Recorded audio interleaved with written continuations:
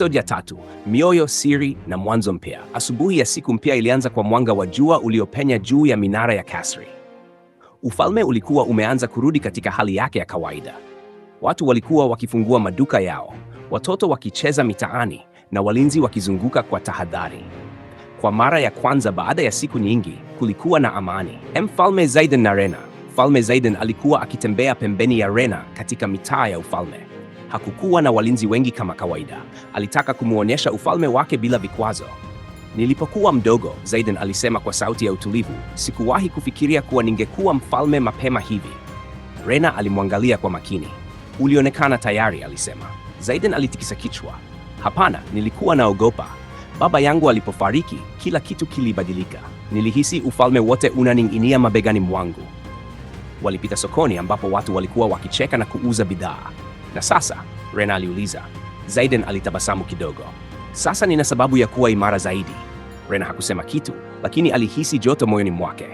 Walitembea zaidi, wakapanda juu ya ukuta wa ufalme ambapo waliweza kuona mji mzima. Ufalme huu ndio maisha ya watu hawa, Zaiden alisema. Na nataka uwe mahali salama kwa kila mtu. Rena alimwangalia tena. Kwa mara ya kwanza aliona si mfalme tu, bali mwanaume aliyekuwa na moyo wa kulinda watu. Princess Ariana na Kaito. Kwa upande mwingine wa ufalme, Ariana alikuwa akimtembeza Kaito katika maeneo mbalimbali. Walitembea katika bustani za kifalme, mabwawa ya maji na maktaba ya kale ya ufalme. Hapa nilikuwa nacheza nikiwa mdogo, Ariana alisema wakipita bustani ya maua. Kaito alitabasamu.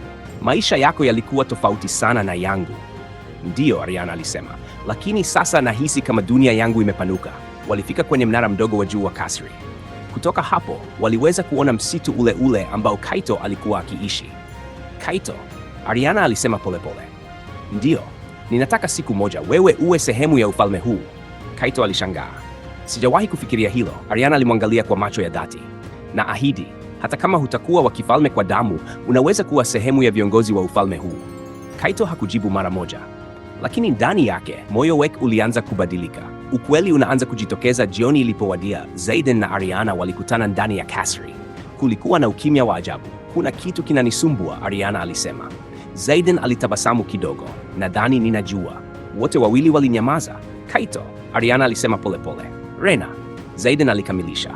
Wote wakacheka kidogo kwa aibu. Inaonekana tumependa watu kutoka upande mmoja, Ariana alisema. Na hilo linaweza kuleta matatizo, Zaiden alisema. Walikaa chini kujadili. Hatupaswi kulazimisha chochote, Ariana alisema.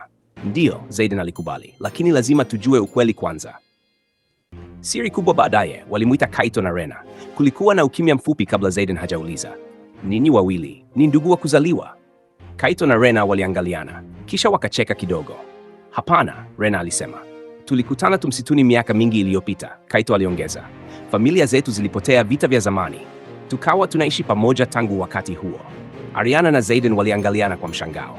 Mzigo mkubwa uliondoka mioyoni mwao. Hii ilimaanisha hakukuwa na kikwazo. Mwanzo wa upendo. Siku chache baadaye, sherehe kubwa iliandaliwa katika ufalme. Watu walikusanyika kusherehekea ushindi wao dhidi ya giza, lakini pia kulikuwa na habari nyingine. Mfalme Zaiden alisimama mbele ya watu wote. Leo si siku ya ushindi tu, bali mwanzo mpya wa ufalme huu.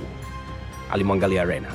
Nimejifunza kuwa nguvu sio panga tu, bali pia ni mtu anayesimama karibu yako. Rena alitembea mbele, na mbele ya ufalme wote walitangaza ndoa yao. Watu walipiga makofi kwa furaha, lakini haikuishia hapo. Ariana alishika mkono wa Kaito. Nami pia nimejifunza kuwa ujasiri haupatikani katika kasri, bali katika moyo. Kaito alitabasamu. Nao pia walitangaza ndoa yao. Ufalme mzima ulilipuka kwa shangwe. Mwisho wa hadithi. Baada ya muda, Mfalme Zaiden aligeuka kuwa mfalme imara zaidi. Akiwa na Rena pembeni yake, aliongoza ufalme kwa hekima na ujasiri. Kaito alipewa nafasi ya kuwa jemadari mkuu wa majeshi ya ufalme. Alifundisha wanajeshi mbinu za msituni na kuimarisha ulinzi wa taifa. Ariana, akiwa pembeni yake, aliendelea kuwa binti wa kifalme mwenye moyo wa watu. Ufalme uliendelea kuwa na amani, na mara kwa mara walitembea pamoja katika bustani ile ile, mahali ambapo kila kitu kilianza. Na hapo hadithi yao ikaishia katika mwanzo mpya wa furaha.